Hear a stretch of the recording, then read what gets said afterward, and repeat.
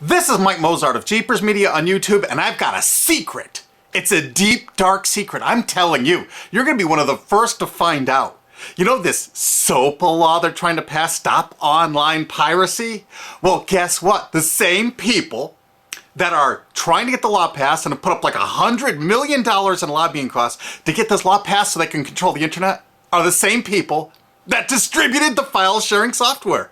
That's right. They're the ones that actually profited from the distribution of the software and taught people how to use it and then turned around and sued people like you for billions of dollars. They did. I'm not kidding. Just look up Joel Tenenbaum. They've sued him for hundreds of thousands of dollars. Poor college kid. They sue single moms for millions for downloading 24 songs.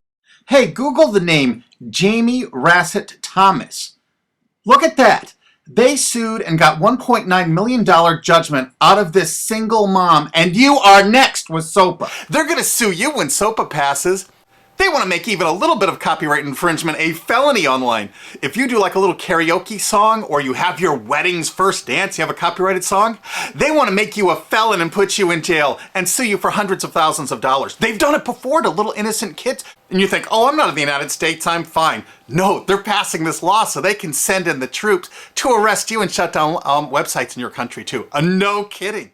Hey, if you don't believe me, look at this article. British student faces extradition to US over copyright infringement. A 23-year-old British computer student faces possible extradition to the US for linking to copyrighted content on his website.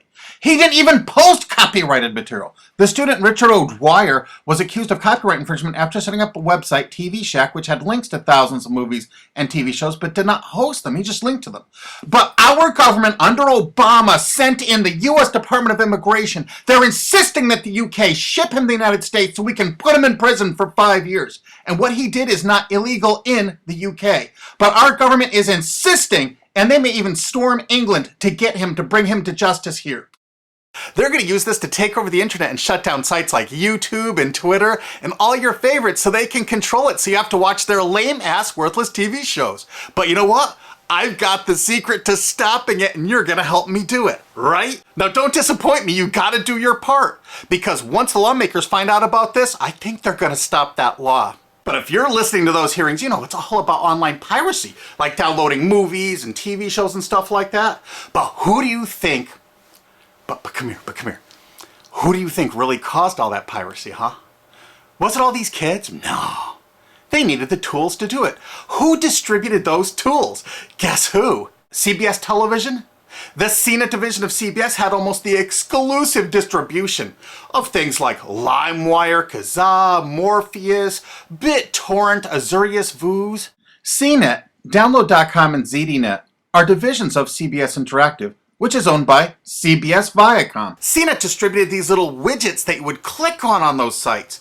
CNET would host the software on their own servers after they've tested it for effectiveness, after their editors approved all the copy and all the pictures, after they tested it thoroughly to make sure it worked perfectly. Then they'd allow it on their site, and they'd give people this widget, because the more downloads that appear on CNET's charts. Because at one time, CNET was a very popular site, and they wanted to be on those charts, so people would say, ooh, the most popular download of the day, I want to be there. Right now you're saying, hey, a lot of other sites had that software besides CNET. Oh yeah, they did.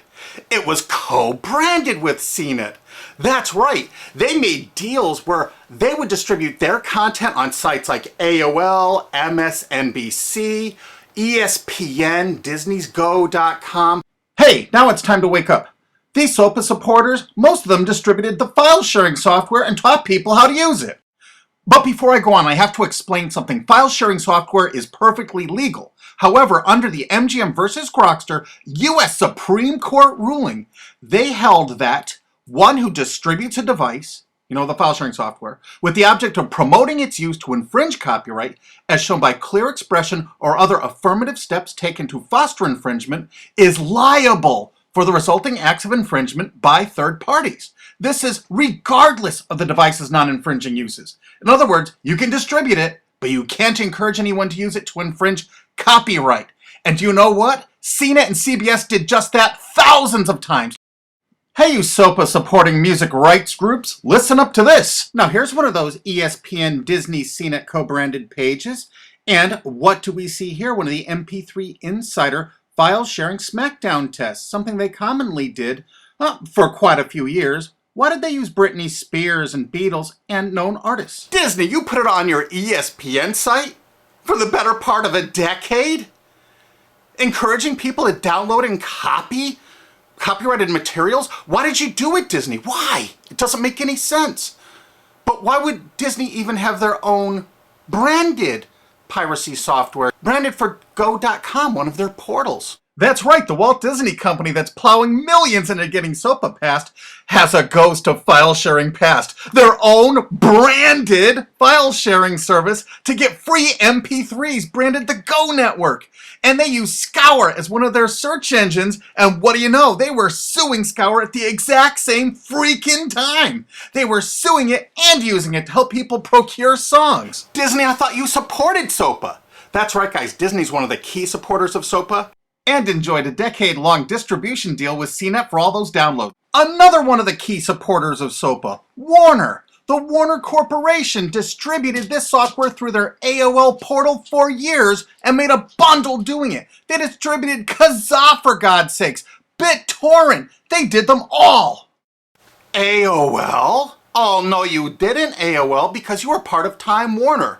They're leading the charge for SOPA. And did you know that the co-founder of CNET, Shelby Bonney, was actually on the board of directors and the chairman of the board of CNET and on the board of directors of Warner Music Group at the same time, distributing all this file sharing software while Warner was actually distributing this material through their AOL portal. It just doesn't make any sense. Why would they do that? Why would all of the entertainment companies, it seemed, distribute all this software and encourage people to use it to infringe copyrights when no one else was really distributing this software? And AT&T Broadband Online was in partnership with Comcast. What did they distribute? No, not Kazaa. Yep, that's right. They offered all the co-branded software downloads of CNET, including Kazaa, 281 million downloads. And don't forget that CNET had their own built-in search engine. That's right, it was used for finding MP3s. And to make it even easier, you didn't even have to leave CNET's site. Nope. They actually helped you out by suggesting people like the Beatles or Beck's Loser song. That's right, CBS CNET's Search.com offered the easiest way to find free MP3s. Look at this, they even show you how to get Beck's song Loser, one of the ones that Joel Tenenbaum was sued over. And look, they had presets for YouTube, Britney Spears, and Madonna, and returned results like this that were a simple right click away and downloaded right from CNET's own cozy little site, so you never had to leave. You can get music for Rush, Incubus, Lenny Kravitz, and more. They maintained this for years as a piracy system. And you simply just push find, and it returned embedded links that you would right-click on and download the songs directly from CNET. They made hundreds of millions of dollars doing this, guys. Hundreds of millions of dollars, while suing kids for using it exactly as they instructed. You got a lot of splaining to do, CBS. A lot of splaining. We can't wait for Discovery. NBC was a big investor in CNET. Bet you didn't know that. And Paul G. Allen from Microsoft, he was a big investor in CNET. And one of the biggest distributors of file sharing software co-branded with CNET with all the reviews was Microsoft, the MSN network, and the Microsoft website itself. Look at these examples. And they co-branded all of CNET's content, including those product reviews, using real songs to find out which was the most effective way to steal the music. Of course, real titles, real names, and they covered Grokster, Morpheus, Kazaa, BitTorrent, everyone. They used known copyrighted songs. They used known copyrighted material to test and show the effectiveness of this software. They left those reviews up for over a decade, linking directly to the software downloads. What do you think the intent was? Can you say inducement? And of course, LimeWire. LimeWire too? And Microsoft also distributed the content directly from Microsoft.com co-branded and made distribution deals for a profit with Kazaa. No way. Well, Microsoft themselves distributed BitTorrent right on their MSN site. They featured it, their proud investment. It's strange how the content licensing partners for BitTorrent just happen to be most of the people supporting SOPA. And they know it was used for piracy. The CNET writers admitted that it was the king of piracy online, that you could use it to procure copyrighted materials. They advertise that fact all the time in their editorial copy with hot links to go download it so you can get the material yourself. And let's not forget that CNET distributed all the DRM removal equipment. That's right, Download.com is a division of CNET. And what they did is they distributed DRM removal software for everything. Blu-ray, video games, just about everything. Now, book publishers are some of the biggest supporters of SOPA because there's a lot of piracy of ebooks going on online. Of course there is, because CNET and ZDNet distributed all the DRM removal software to strip the DRM out of those books. That's why there's so much piracy. They offered a cornucopia of DRM removal software for everything. Why would one of the big entertainment companies, CBS Viacom, that's leading the charge for SOPA, distribute this material? To create an aura of copyright infringement. So when they go in to see these lawmakers like these senators and congressmen, they're going to say, look at all the piracy. There's so much piracy going on. We know because we caused it all to happen ourselves so that we can control the internet. That's absolutely what happened, and you need to get this video through to every lawmaker in the world. I'm counting on you to do it. And you think that's not going to make a difference? If those lawmakers see this video and the evidence we have, they're going to say, whoa, these are all the people that sent lobbyists into my office this week about all this piracy. Why the hell have they been distributing this software for a decade as the exclusive distributors? The virtual exclusive distributors. Why would they do such a thing? They're doing it to control the internet, guys.